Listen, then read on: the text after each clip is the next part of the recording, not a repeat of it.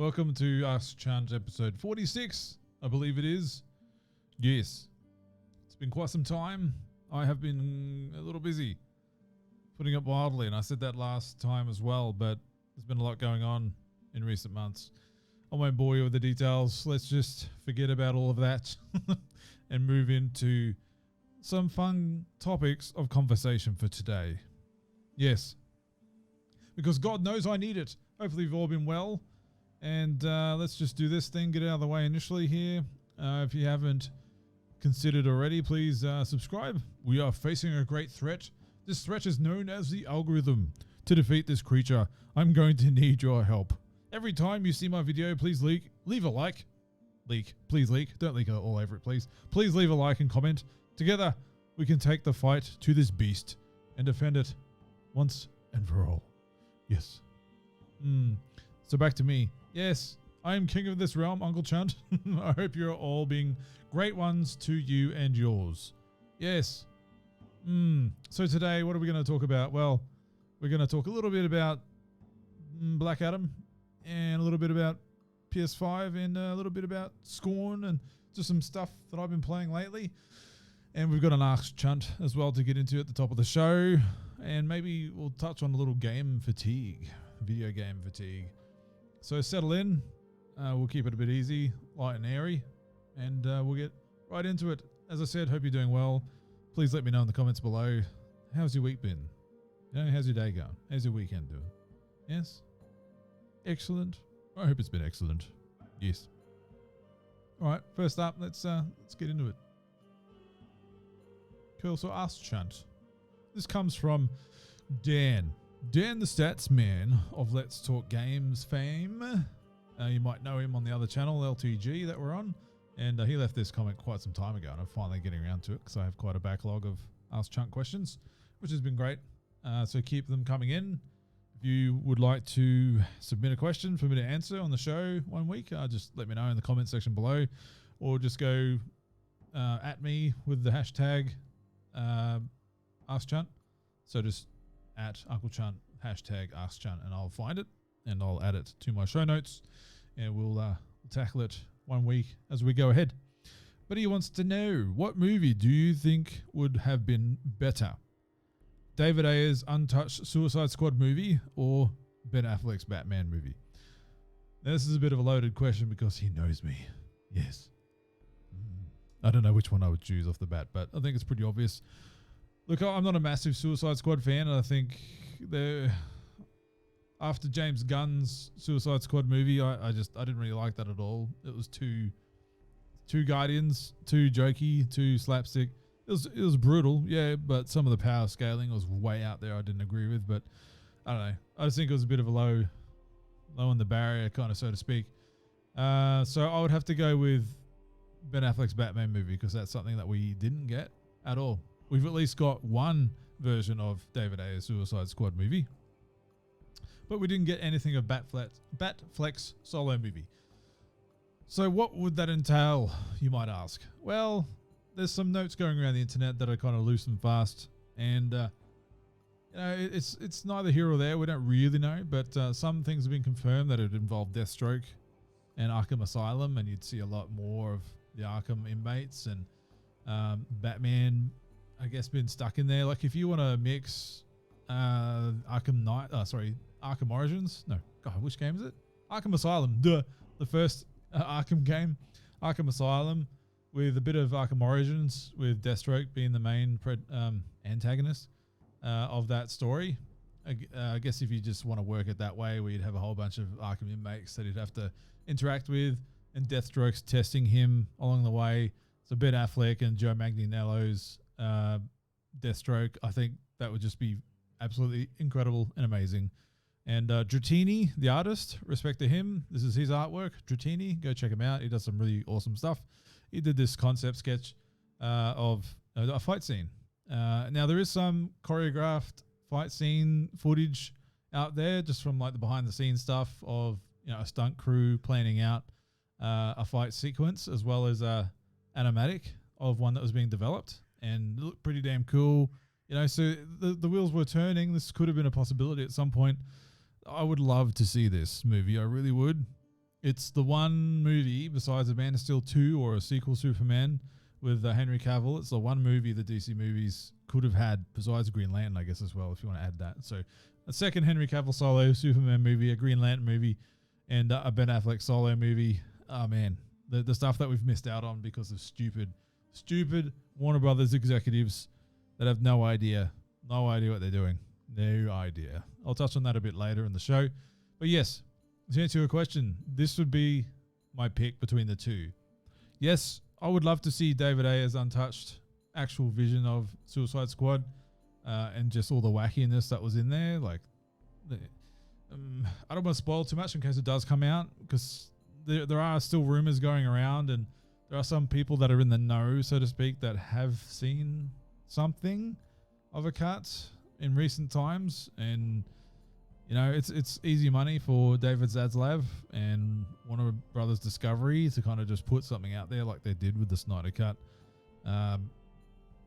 I think it might happen. I really do. I think there's going to be a push for DC content, and David Zaslav, when he's now the leader of Warner Brothers Discovery, so to speak, and they made a push in their press reveal when this all went down and the purchase was done, and they're like, yeah, DC Comics, like, we're going to make a massive push for this, and et cetera, et cetera.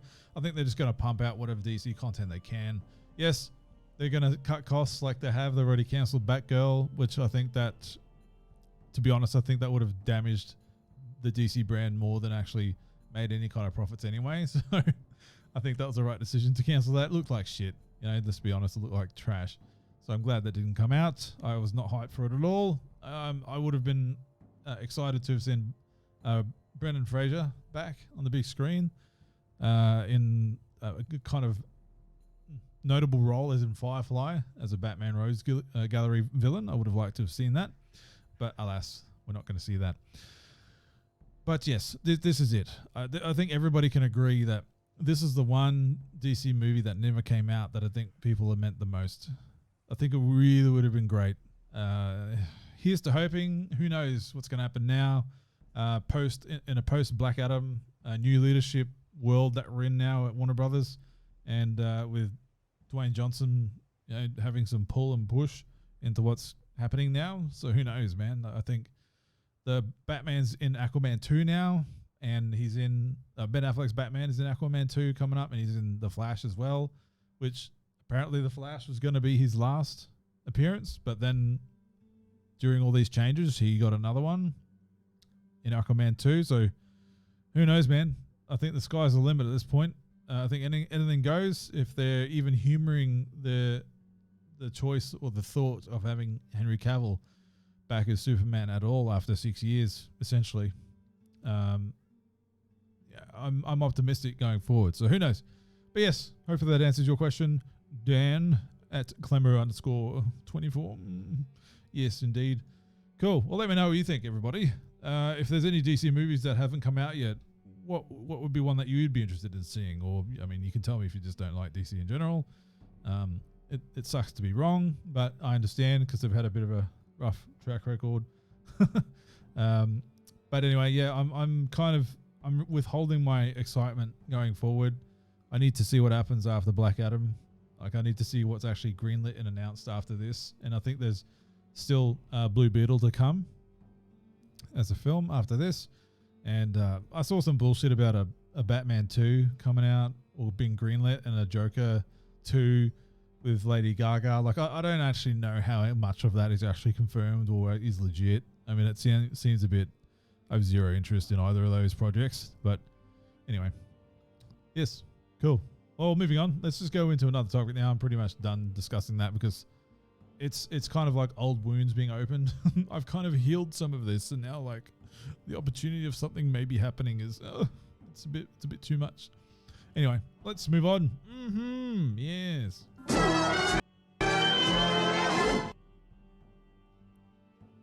Cool. So what is the next topic, you might ask?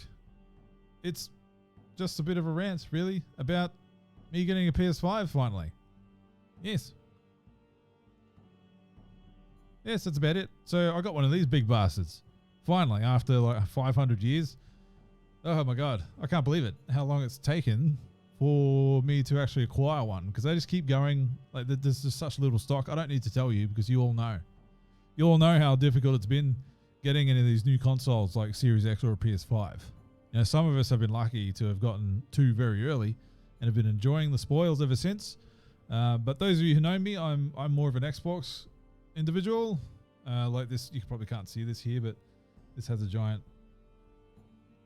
I think it's too dark. I don't think you can see it, but there's a big like Xbox logo on this thing. I have a lot of Xbox related paraphernalia. Let me just take a sip just through it quick. It's lemon milk. Ooh, that cold lemon juice. Yes. Yeah, so I've got a lot of Xbox paraphernalia around the place. There's a couple of LED signs up there that I don't have lit up for some reason. And I've got a Series X out there and a 360 and an original Xbox hooked up outside there as well. Xbox is my jam. I'm not going to list every kind of Xbox paraphernalia I have, but I have a PS3 out there, courtesy of Snoogs. Thank you very much. And I did have a PS4. I bought that particularly just to buy and play Spider-Man, which I did that. And I started playing God of War 2018 back in the day. And I got like 3 hours into it, I think. And I saw a deal EB Games had online about getting a Series X pre-order down. This is before launch, and it was a stupid good deal, stupid good. So I just traded all that shit in. My recently purchased PS4, I just traded all that in, and I got the Series X down outside of $200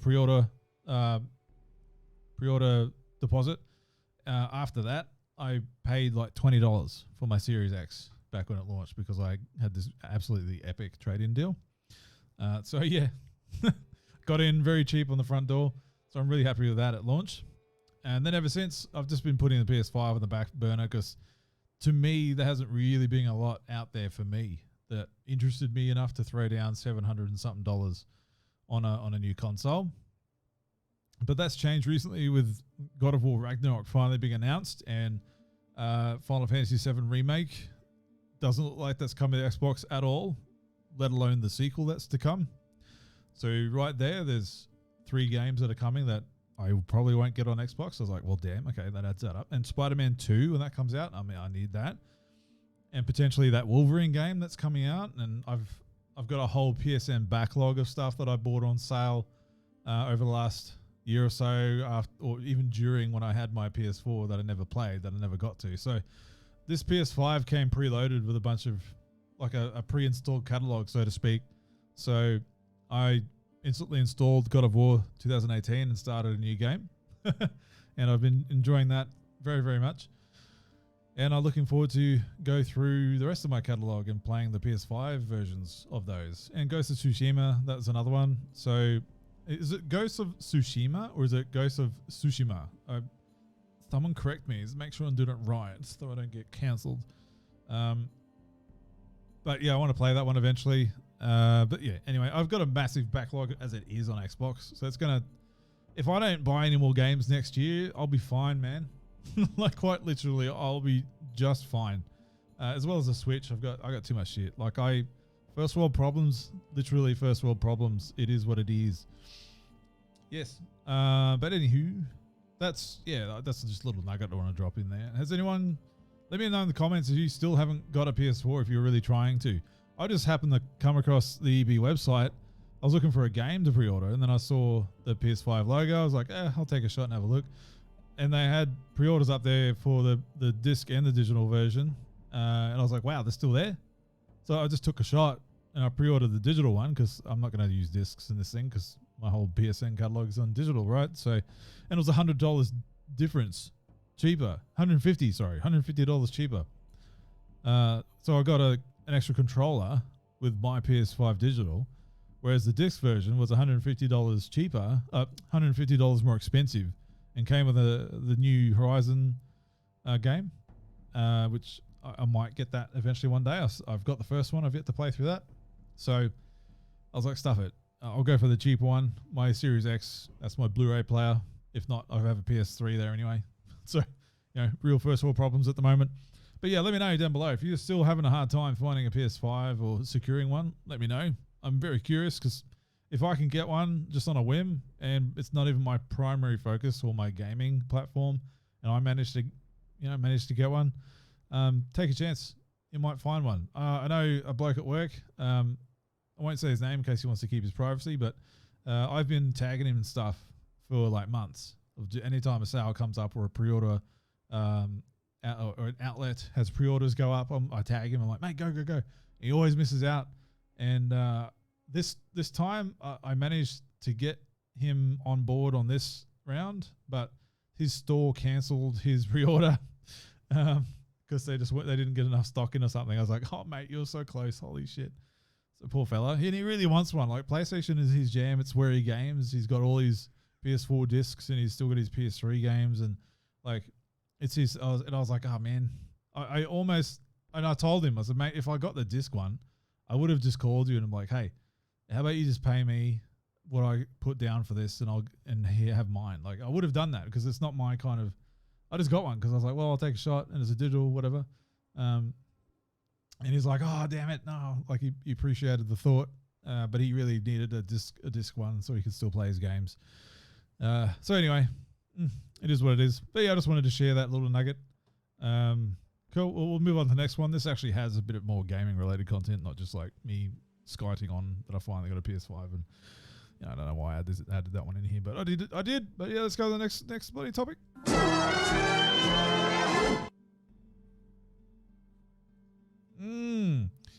So, talking about too many games, like I just mentioned in that topic, how I have the Series X, I have the PS5 now, I have the Nintendo Switch, of all the modern consoles that are out, and I have multiple games that I haven't even played, or I've installed them and ready to go and never played them.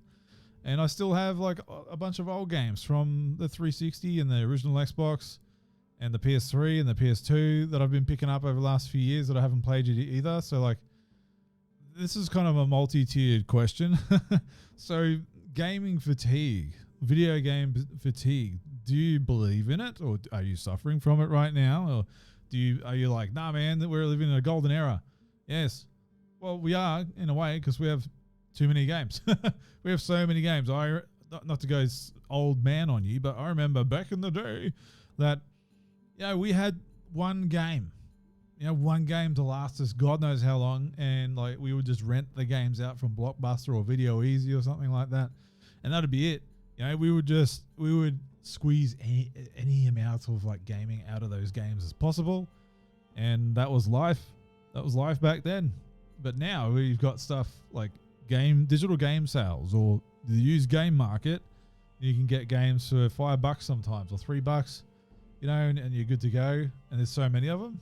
And you've got Game Pass services like that, and Nintendo Online, and the Nintendo Plus Extra or whatever it's called, where you just get those free subscriptions and you just sport for choice straight off the bat. And now there's too many games to play, let alone all the other stuff that comes out throughout the year. You know what I mean? Like, there's just not enough time. I mean, I guess the older I get, the less time I have. I've been finding that out over the last 10 years. I used to be able to just spend an entire weekend on one game or just bounce between a couple games and a couple movies. But now it's like, I feel guilty when I'm sitting down and playing a game for a couple of hours. I'm like, oh, how many hours left do I have in the day? Oh, I've still got to do this. I've still got to do that.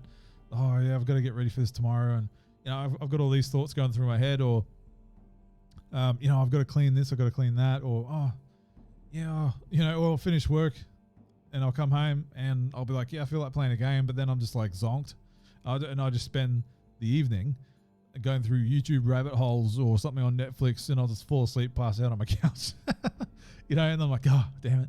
So just those nights are just gone because I don't play games during those times, obviously, because I'm not on this planet during those moments. But is it just me?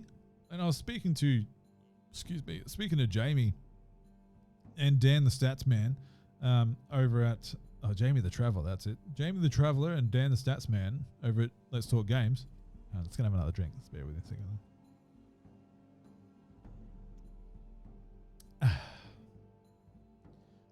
And the three of us have vastly different lives. And like Jamie, funnily enough, he just kicks my ass in the achievements. He's got 2 kids and a massive job.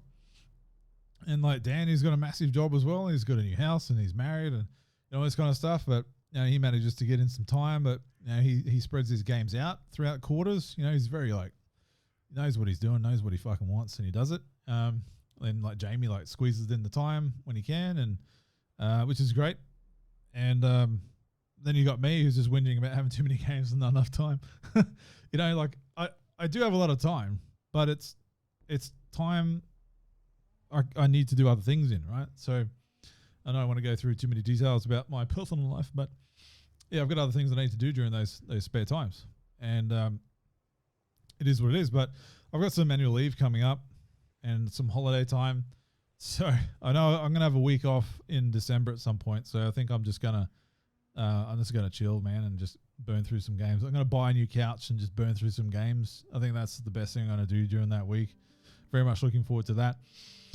And then yeah, I've got some long service leave coming up. So next year, I'm gonna take that month, and I don't know what I'll do. I'll go on a holiday somewhere, and I might take some time out and just chill, man. Play some games. Like I miss just chilling out and playing games. I really do. But because there's so many games out, I feel like there's a sense of FOMO in there as well, where I'm like, I wish I was playing this game right now, because then I can get involved in the conversation that's happening. Whereas like I'm coming back speaking about God of War from 2018, and I'm only just now kind of talking about it online, and the new game's just around the corner in 2022. Yeah, I think it's just I'm behind in a lot of these big titles and big games, and I missed the conversation. So that kind of stuff bums me out, but it's in a way it's good. I've taken the ownership back of like, when I feel good to play games, I will play them. Which, you know, a lot of us can get run away with that kind of stuff just because of like social media and how it is, and everybody wants to be like in the conversation, like I just said. So they lose track of actually enjoying the time with the game and just rushing through it until the next game comes out so they can meet that conversation, be in that circle of talk, you know. And I don't think that's really healthy at all.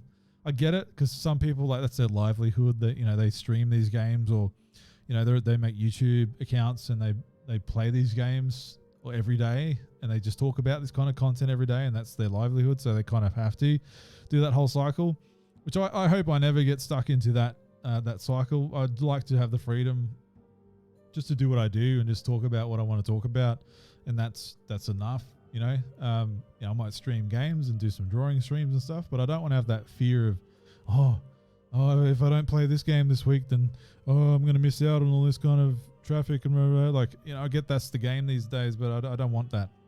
And that might be a very old school way of thinking and not very forward thinking, but frankly, I don't give a damn. But anyway, let me know what you think. Like, are you suffering from gaming fatigue? Do you have too many games in your backlog? Let me know what it is. If you have a backlog, tell me. Tell me in the comments below. I'd be very interested to know. I might even post my own. So if I see some comments in there, I'll post my own backlog, and I'll try and match you. If not, supersede you. Yes. Speaking of games, this is still on the same topic about game fatigue. I've been playing this game, SCORN. Yes, SCORN. I've been looking forward to this since it was first announced to coming to Xbox as an exclusive. Not just for those reasons, but I was just stunned by that initial reveal. I was like, wow, what the hell is this? You know, I was like, oh, that looks like scary as hell. And ever since, it would get delayed. I'm like, that's fine. Like, I understand it's a small developer, and I mean, artistically, it's just incredible. It just looks amazing, and I'm good. I'll wait for this experience. And so now I finally had it. I've had it installed for a good amount of time now, and I finally started playing it. And it's not exactly what I thought it was going to be, for better or worse. Right? I am having a good time with it. It's very, very atmospheric. It's so thick with atmosphere and tension and like this sense of foreboding, and the art style and just everything. The graphics are stunning, and visually it's a feast as well as an audio feast experience. It knows what it's doing, and it does it very well. However, I'm finding myself getting a little bored, you know, and I don't know if that's just the fatigue that I'm having with too many games, or I'm thinking about other things in my life, or I'm not just focused enough, or I feel like I should be doing something else. Like I'm checking the watch. I'm like, I've only got X amount of hours left in the night or whatever. But part of it is that, but it's also I need to factor in that some of the gameplay elements is a bit lacking. Where the puzzles, I appreciate the fact that the puzzles in the game, it doesn't hold your hand at all.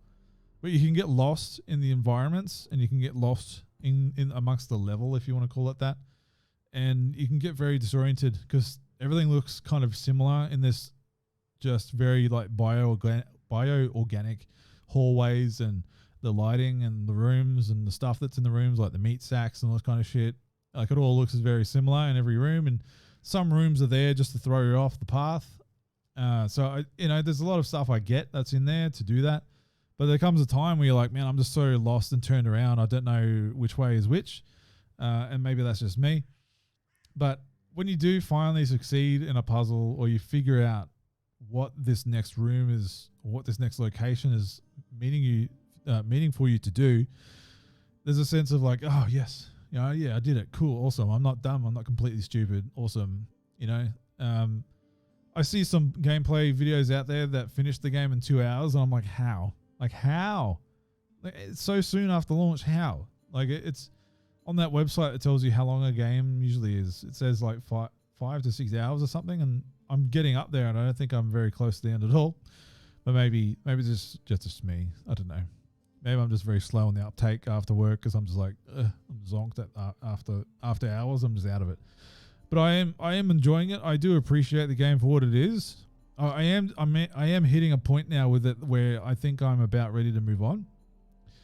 Where I'm in a location at the moment, I'm so turned around. And last time I went back, like I left the game because like, no, I need to walk away for a bit, and I was away for a couple of days. And I'd come back and I'm like, where am I? Like, what am I meant to be doing right now? And it's so easy to die. Like, I've got this weapon that's essentially useless at attacking things with. You get 2 pumps and you're out. Story of my life.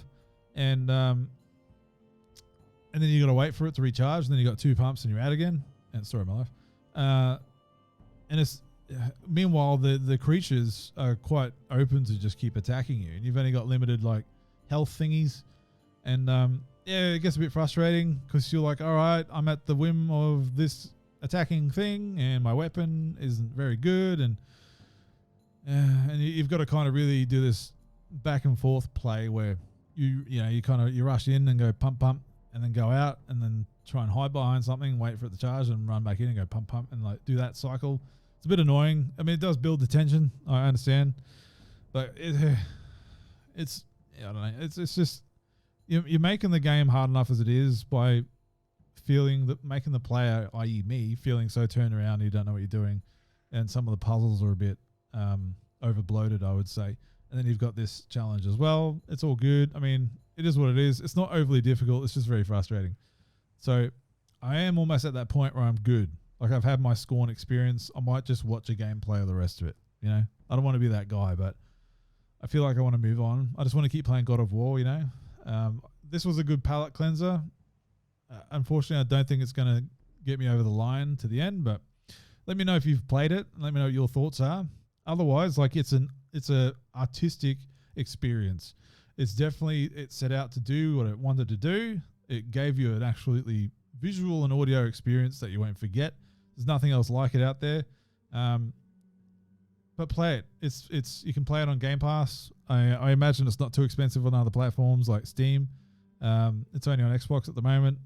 I have no idea if it's coming to other systems or whatever, but give it a look into. If you don't feel like playing it, if it's not your bag, maybe just, I don't know, do something else. I don't know, that's all I've got. Oh yeah, here's another screenshot. Yeah. So this is just your view most of the time. And your rooms look similar. Some of them will have more shit around it than others.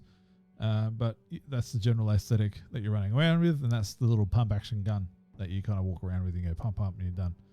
So yeah. Cool, awesome. Right. Well, that's SCORN, and that's the video game fatigue topic, and we've done the PlayStation thingy. Cool, so we're making good time on this episode. The next up is the final topic I want to go over today, and that's Black Adam. So I want to take some time talking about that one and just what I thought of it and what I think the DC movies are kind of going forward, and if I can be bothered. Cool. All right, let's do this thingy.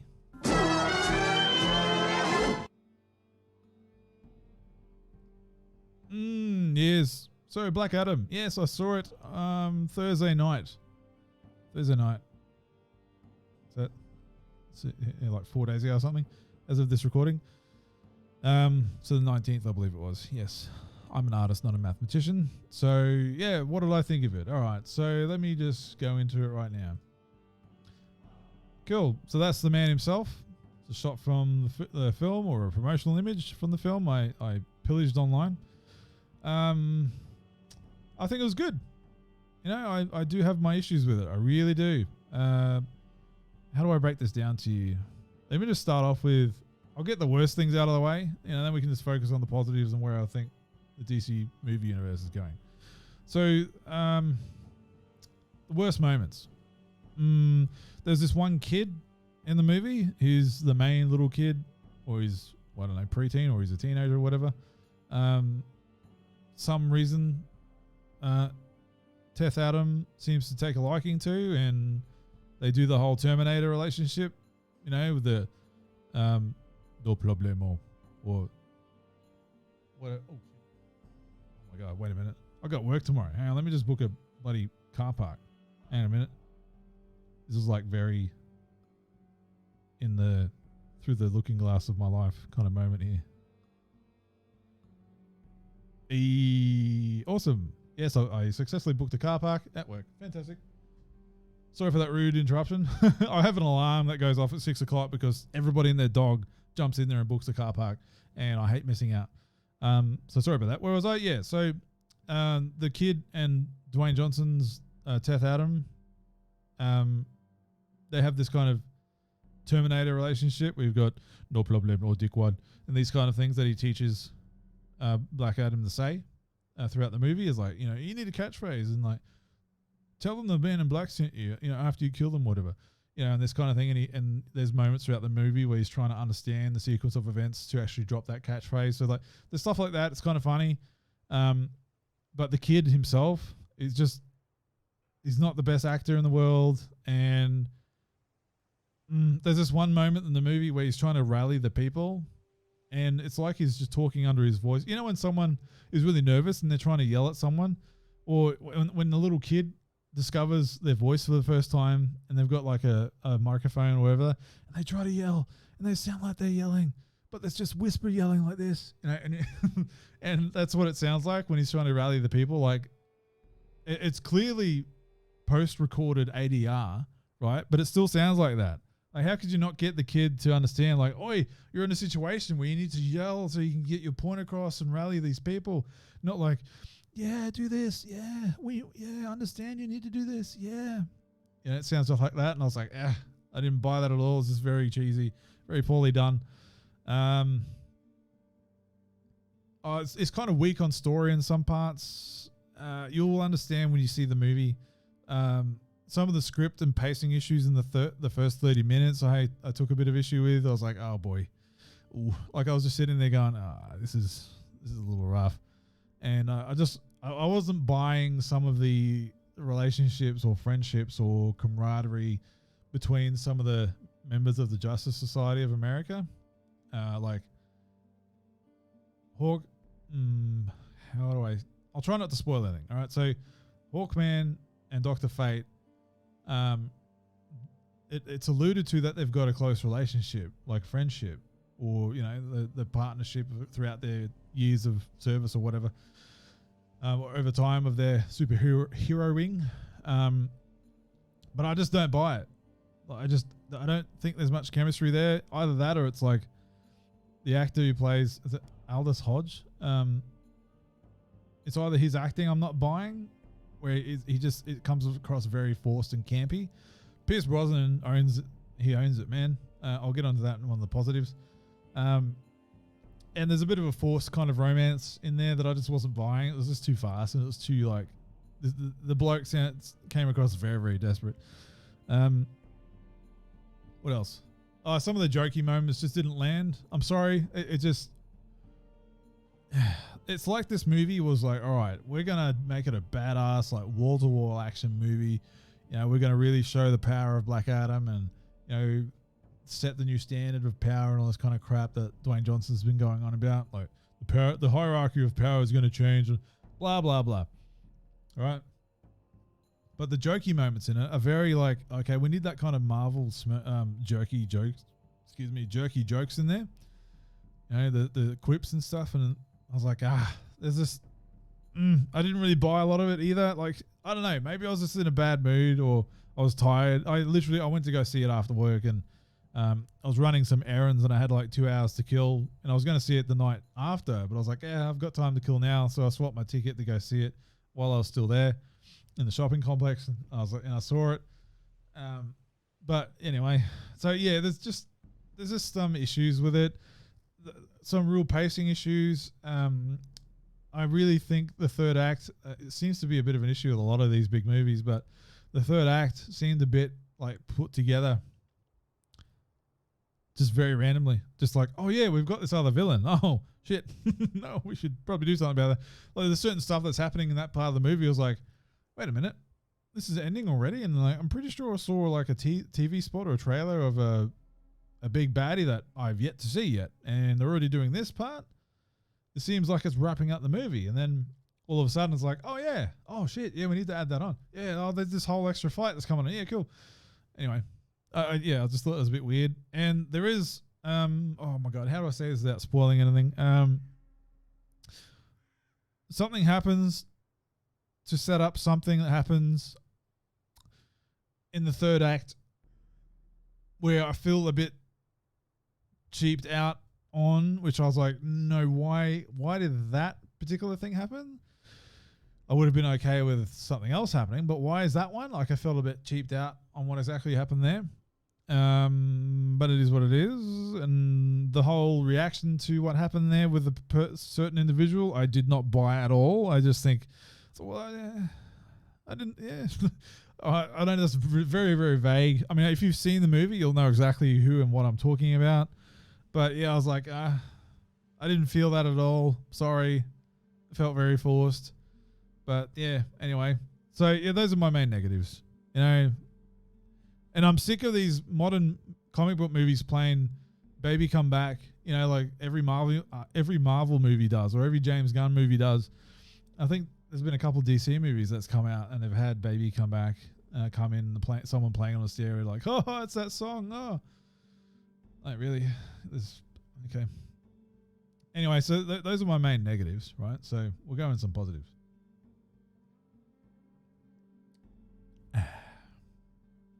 So positives, Dr. Fate. So straight into Dr. Fate. They're not even talking about Black Adam at the moment, but Dr. Fate, he's like the heart of this movie.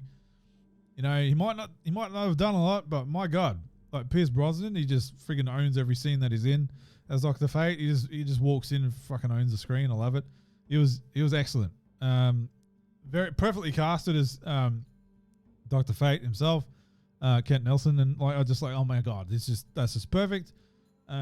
I won't go any more further on that, but I think he was severely depowered in this movie. Severely. Like when you consider in the comics, Dr. Fate can throw toe to toe with the Spectre, who's a multiversal threat, who's essentially the wrath of God. That's like he's the personification of the wrath of God, you know, on a multiversal level, and Dr. Fate can go toe to toe with him. They just depowered him a lot in this movie because, you know, he's part of the Justice Society of America and he's on a team. Like when you're that powerful, you don't need to be on a team, let alone tackling Black Adam, who in all the promotional material, he's the most powerful force, or the most unstoppable force on this planet, as Dwayne Johnson would always say. And they do reference the helmet of Naboo is from another planet. So technically you could have been like, well, Dr. Fate could have just smoked him. And he could have, man. But anyway, it's not really a spoiler too much. It's just a bit of a lore drop for you. Yeah. Hawkman as the kind of Black Panther-ish type role was a good move. Like Hawkman's the dude with all the tech. He's the guy with all the money. He's the guy with the estate. Like that's where the JSA are kind of housed in the Hawkman estate, or the Carter Hall estate, or whatever you want to call it. And you see in the trailer where the jet comes out, like X-Men style, comes out of the ground in front of that mansion. Well, that's his. So that was kind of cool. Atom Smasher, I thought was really, really cool. Just, fish out of water type young fella. Just like, holy shit. He's this young fella teaming up with some of the old guard, so to speak, like Dr. Fate. Like, he's a bit of an old fella, and Carter Hall's been doing this for a while, and Amanda Waller's there, passing down the orders and stuff. I don't know. I just thought he was cool as a fish out of water. He didn't really know exactly what he was doing. He was new, and they do write that in. You can tell that he's very new to this. But yeah, I thought his involvement in the movie was fun. I did want a bit more from him. I wanted him to actually, without spoiling things, I did want him to interact a bit more in some of the fights with Black Adam. That's all I'll say. But what he did, he left his presence there, which is great. Oh man, I've had pictures lined up for each one of these. So that's Dr. Fate. That's what he looks like. He looks friggin' awesome. Just one of the best looking DC characters on film at the moment. And I've always loved Dr. Fate's costume. It's always been iconic as hell. This is Hawkman, and he looked really cool. I had my reservations going in. I was like, man, how can you pull off Hawkman on live action without making it look like a joke? Some angles, like face on, it's a bit like, oh, okay, that's just borderline. But otherwise, he looks friggin' badass. And this is Atom Smasher. I'm not going to spoil what happens here, but that was a really cool moment. The setup for it was really, really cool as well. And then finally, you can see her in front of him. The Cyclone, I believe she was called. Nearing useless in this film, but she was very cool when she was on screen. She looked cool. I'm sure once she learns her powers more, I don't know if they're going to flesh her out some more, but I was like, okay, whoever, is there anyone else that they could have put on the team? I don't know, but yeah, she was cool at what she did. She looked like her powers when she used them looked pretty cool, and she got shit done. But yeah, so overall, without spoiling too much, it's wall-to-wall action.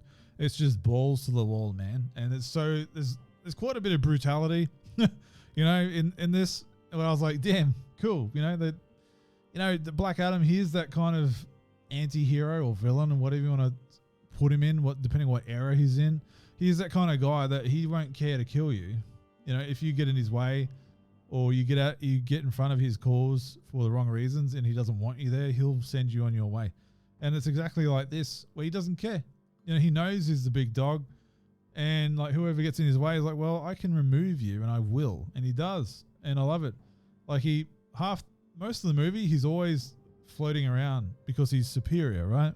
And there's a particular moment in the film where they focus on his feet, landing down and taking steps in front of someone, as a means to getting back onto their level. He's got this ego in his head where he's the big dog, he's the most powerful force, and he's floating around and just flying through walls very calmly. He'll just just float through walls like they're nothing. Or, just while he's walking, all the furniture around him will just move out of the way because he's just walking, and they don't intrude on his path at all. They just move because of, they don't intrude on, or there's no force being put back on him. He's just walking normally, and their furniture's just okay, we just move. Yeah, cool. And so I thought that was really cool. We're just it's just him. He's the most powerful thing in this room. Everything else just goes away. So there's little moments like that where I thought were really cool. And I think just after all this time of knowing that he's been wanting to push this movie for 15 years or whatever, however long he's been saying, and finally, he's finally getting it. He's finally getting it out there, and it's good. It's good. I'm gonna buy the 4K of this, and maybe even the Steelbook. I really enjoyed it. I do like the Shazam universe. I think it's very unique. I hope they do. I hope they do. There are some seeds and Easter eggs that are pre-existing from previous DC movies that are in this movie. So I was very surprised about that. I had no idea going in, and I was like, oh, that's that guy. Oh, that's that person. Oh, that's this thing. And I was like, oh, shit, that's cool. So they are connected. They are connecting this shit. I thought this was going to be its own thing, right? So now I'm good, but there's some kind of, I do have questions as well because, you know, I don't want to spoil it too much. Anyway, I have also moving forward instead of looking backwards, moving forward. Fuck it. I'll just mention it. I do question the first Shazam movie and something that happens in that movie. Where is that in the timeline compared to this movie? That's what I want to know. Like, if Shazam happens before this movie, then there's something that happens that doesn't add up. So I need to rewatch it, both of them. And then that further leads me into the next Shazam 2, War of the Gods, whatever it's called. I can't wait for that movie now. I thoroughly loved the first Shazam movie, and I can't wait for the next one. I really do. After seeing this, I'm like, ooh, how's this going to connect? Like, is there going to be any connective tissue into the new Shazam movie as well? You know, I have heard the director of Shazam 2, him saying he had no really idea what was going on in Black Adam, and I'm like, how much of that is bullshit? You know, they're just saying that. But I do hope they start connecting these more than what they have been. They've been real, like, just not. Unless it's a Zack Snyder movie, they haven't been connecting the movies at all, which is a bit of a bummer. So this was really cool to see. And what else can I say without spoiling too much? Look, I think it's really worth going to see. Not just for... There is a post-credit scene that I'm not going to spoil for you because, my God, stay off social media. Like, I know The Rock's been saying a lot before, like the week or two before this movie came out. He was dropping some nuggets where I was like, you probably should not have said that, because I would have liked to have seen that for myself without prior knowledge. But it is what it is, right? But in saying that, when I saw what he was talking about, oh man, I'm being very careful with my words here. When I saw what he was talking about finally in front of me, I was like, oh man, it was like seeing a crush that you've liked for so long and you haven't seen them for a while, and then they're just there all of a sudden, and you're like, oh, oh, there they are. Oh. You know, I was like, oh man, oh. And I might have just spoiled it all just there if you know me well enough. But man, it was such a cool moment. That alone to me, besides the movie being really cool, like it was awesome, and it was kind of exactly what I was hoping for. Like I didn't really have many expectations going into this. The action was amazing. The CG was fucking fantastic. Like it's just, you look at the Marvel movies and you're like, man, some of that CG is dodgy as hell. But this movie, man, it's just thick. Like I can only call it thick CG. Like it's just like, that looks fucking good. Like thick, you know? It's like, oh man, really, really good. And there's no real part. Like it's like, yeah, clearly a lot of it's going to be CG, right? But it was on the good level. You're like, damn, like I'm finding a hard time of like seeing, you know, there's obvious CG, right? But you know when there's all this wacky shit happening in front of you that it's CG. But then there's CG where you just know it's CG. This was like above that. I was like, damn, like everything looks freaking good. There's a few like head placement CG bits that I'm like, oof, you know, that could have done with a bit more cooking in the oven, but it is what it is. But yeah, thoroughly enjoyed it. Like the first 30 minutes, it takes a bit to get going, and there's some pacing issues and some script issues. I was like, oh fuck it, this is what it is. But then when it gets going, it just goes. Like it just goes, and it's just like balls to the wall, man. And the interactions between the JSA and them like bouncing off like Hawkman and Black Adam's kind of thing that's been happening in this movie was really cool to see. Adam Smasher and Black Adam's kind of growing relationship throughout the movie like harkens back to certain things that happened in the comics, where I was happy to see like in the comics they become like really good friends and stuff, and there was like hints of that in this movie, which was cool. So hopefully we'll see more of them. I do hope they do more with Dr. Fate in the future and do it well. I can't say too much, man, but I want to see more of him. He just looks so good. Just every time he was on screen, I'm like, fuck, that looks absolutely great. You know, like give me more of that, please. But yeah, I don't know. There's other members in the JSA I'd prefer to see going forward. Like Stargirl would be sweet to see. Maybe like Jay Garrick might be a new Flash or something, or you know, there's the Green Lantern, like the Golden Age Green Lantern, Alan Scott. I don't know if they could pull him out of retirement or something. I don't know, but you know, there's a lot of members that you could put in there instead of Cyclone. You know, like I'd even take Wildcat, man. You know, that'd be sweet. Anyway, I'm ranting on at this point. But yeah, go see it. Go see it. Like, if you want more DC movies, like, people need to see this. You know, I know it's a pretty shit thing to say, but I'm pretty sure this is kind of the test bed.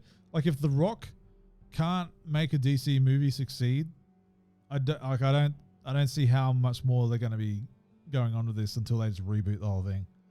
But I don't think they will reboot the whole thing. I think there's too much fan collateral, you know, in, you know, Ben Affleck and Henry Cavill and Gal Gadot and Jason Momoa and all that. Like, I think they've all been burnt by the previous Warner Brothers leadership, right? And I'm pretty sure if this new leadership, like, looks after its actors and listens to the fans, like, for one, which Dwayne Johnson's been very candid in interviews saying, yeah, we're listening to the fans and we need to do that. We want to give the fans what they want. The previous leadership wasn't really doing that, but we want to do that. Like, he's been saying some very, like, holy crap, like, normally you wouldn't say that shit without wanting to get, you know, kind of thing. But he's just like, fuck it, you know, like, yeah, this is the new DC. Like, we're listening to the fans now. You know, they've been ignored for 6 years, but we're listening. And it's like, whoa. You know, so that kind of thing was cool. So hopefully they stick with that moving forward, because, man, I am, for those of you who know me or have known me through my channel or online, you know that I've been a massive DC fan for as long as I can remember. And for me to sell pretty much in the last 3 or 4 or 5 years, I've sold most of my DC collectibles. You know, I've got my 1-to-1 scale Green Lantern, which is like made out of terracotta, and it's really heavy and it lights up and shit when you touch the ring to it. And I've got my Batman vs Superman and Batman hot toys over there, and I've got like a new 52 Superman statue, and, you know, and not much else, right? I used to have a lot. You know, I used to have a lot of DC stuff, and I've sold it all, like little statues and replica stuff. And I sold it all because I'm just like, they've screwed this up for me. Like, this one chance they've had to build a cinematic universe like Marvel has to such success, and they just like squandered it. You know, it's like a lifetime opportunity. And they've just screwed it. I'm like, yeah, I'm kind of out. And besides that, the comics, they've just gone so woke, and I'm like, nah, I'm out. So I've been out of DC fandom, so to speak, like I used to be. I've been out of it for a few years now. So I am on the fence. You know, I'm kind of one of those, how would you describe it? Like, if you're like what's the word I'm looking for? I'm just disenfranchised, I guess, if you want to call that. Like, if you scold someone enough times, right? Like a dog. I'm not referring myself to a dog, but if you scold a dog enough times, right? And every time you go to them, they wince. You know, I'm kind of like that, where they've like screwed me over so many times, where now they're coming to me with like a bit of hope, and it's like, oh, yeah, I don't want to open myself up to being hurt again, you know, kind of thing. Or, you know, if I could put that GIF on screen of Jeremy Renner from Endgame. Or Infinity War, whatever it is, where he turns around, he's like, you know, don't give me hope. It's exactly like that. That's how I feel coming out of this movie. I'm like, I really enjoyed that ride. It had issues, but I really enjoyed that ride and what it means, what the potential means going forward. But don't give me hope, because I've been damaged. I've been hurt, you know. It's exactly like that. But if we have a look at the Rotten Tomatoes just quickly. Now, I can't stand comparing movies to like a score, right? I hate it. But the critics, you can see, are just so far removed from the audience. Over 2,500 verified ratings, a 90% audience satisfaction rating, where you've got 41% of 209 reviews of critic reviews don't really like it. So when Dwayne Johnson talks about giving the fans what they want, he's damn right. Like, he's right on that. He's right on the money. Like, the critics are, for years now, I've been saying critics don't know shit. Like, they're so detached because they watch so many movies and they review on the same shit all the time. Like, they're just, if they're not bought off, or they don't have a Marvel like media access, or excuse me, if a studio doesn't give them media access at all, which I think is what's happening here, where a lot of these critics are just like, we've lost our media access since bashing DC for so many years. You know, because they want to get in with Disney and Marvel and stuff. So, you know, there's a lot of building a lot of dot points here on a wall board here of a wall board here on conspiracies, but this is just what it seems like to me for the last few years anyway, where if it doesn't have a Disney or a Marvel logo on it, it's crap, right? And this is just goes to show the audience love it, the critics are just like meh on it, right? So just some of these ones. Black Adam is what happens when artists say they want to go dark but don't really have the stomach for it, which is not entirely true. It's a pretty dark movie. Dwayne Johnson is missing in action, not technically or even physically, but certainly in the only way that really matters. He's here for irrepressible charisma, because in Black Adam, it's been repressed, not just repressed, but absent. I don't believe that at all. I think he still shows his charisma through, but he is acting, right? He's not playing Dwayne Johnson. He's playing Black Adam. Like this godlike figure from thousands of years ago, suddenly brought into modern day. He's not going to be the clucky, quippy Marvel person. What do you think? Dwayne Johnson is at most uninteresting as an ancient Egyptian bodybuilder who must learn, like Drax and Guardians of the Galaxy, that sarcasm is cool and that, like Arnie in Terminator 2, torture and murder is not. So I see what he's saying here, and I understand the scenes that he's referring to, but man, it's not quite Drax levels. It's really not. The film ultimately overloads us with so much amazing nonsense that we sort of give up and give in. Yeah, I can kind of see that. I wouldn't go that far, but yeah, a fascinating mess. That's a good one. But you can see how like split it is, right? I mean, this is showing you both sides of the coin. The issue with Black Adam might not be that the movie is too interested in being a darker take on superheroes, that it's not willing to go further. Well, this just kind of echoes what this guy says. So, you know, are they in cahoots or what? Yeah, I'm not going to go there, but I can't say whether the hierarchy of power in the DC universe has changed or not, but I can say Black Adam delivers just enough to be on the right side of entertaining. Well, that's positive. But there's heaps of that kind of stuff in here, right? Like I don't. Black Adam squanders the DCU's media's moral quandary with an atrocious script hell-bent on saying absolutely nothing interesting about its narrative or stacked roster of characters. It's quite astonishing how boring this movie really is. Not necessarily, because it does have a lot of commentary in it on like the Middle East, and like Kahndaq it's a representation of the Middle East kind of countries like Iraq and Iran and all that kind of stuff over there, right? Like Afghanistan. And they do have a moment in the movie where they make commentary on like the American forces coming in and trying to save them or whatever it is. But, you know, when they've got like Black Adam appears and the people of Kahndaq just like are like, oh my God, yes, like finally. Like he appears and like takes out some bad people there, and the people are just cheering him on. Like he killed them and stuff, but they're just like, yeah, awesome. Like these people have been oppressing us for so long, and you've just come on and taken them out. Like hell yeah. And then the JSA come along and they're trying to take him down, right? So the people of Kahndaq are like, no.